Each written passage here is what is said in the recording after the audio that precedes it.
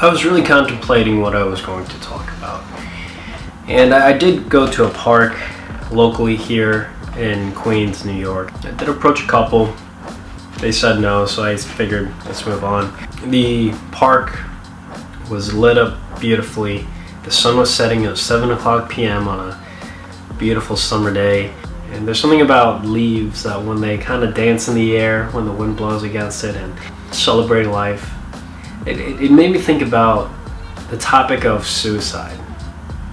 Now, this is something I've always wanted to talk about. The first person I interviewed is a video I didn't put up on YouTube. A good friend of mine talked about his struggle with depression and how he's overcome it. I can see it in his face that it's a daily fight. He pushes through every moment. And so I looked up some numbers. I'd love to share them with you. I'm going to put them in text, maybe somewhere here, as well as I talk through it. The first statistic is close to 800,000 people die due to suicide every year. And according to the website, that means every 40 seconds someone committed suicide. So basically by the time you've gotten up to this point, 1 or 2 people have already killed themselves. Suicide is the second leading cause of death among 15 to 29-year-olds. This is when people have the most energy. This is the time where people are striving, when they're pushing forward, and I guess we're really trying to define who they are.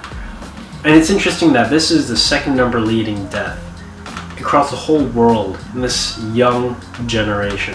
Another number that they said was 78% of global suicides are done in developing, low-income countries. And a big portion of it is through ingestion of pesticides or poisons.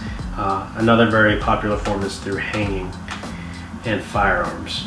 All that can be found in this article. There's another portion, if you scroll right down, that says prevention and control of suicide. Now this part was really disappointing to me because, you know, from the perspective of the World Health Organization, that's probably driven and guided by some of the world's most brilliant people who have studied and have been on the field and really see firsthand of what's causing suicide. And they pretty much list things that you wouldn't really. So first is they want to reduce access to suicide. So if the leading causes or leading ways people commit suicide is through pesticides, poisons, firearms, and hanging, I don't get why World Health Organization would say get rid of these methods or try to control those methods. And second is reporting by media. I'm not fully sure what that means.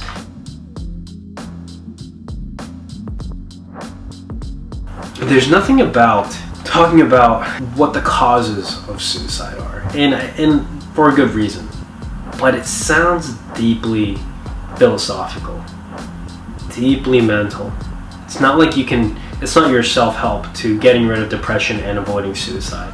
But guys, like, let's be real. I think suicide has to be a form of isolation and a feeling of despair and not having hope. From a faith perspective on my end, being a Christian, you know, regardless of whether you're Christian or not, it's something that we have to talk about. And I know pastors that struggle with depression. I know Christians who love God who struggle with depression.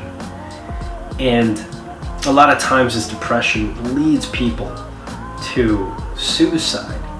And it's not just suicide, but fighting for life, the value of life.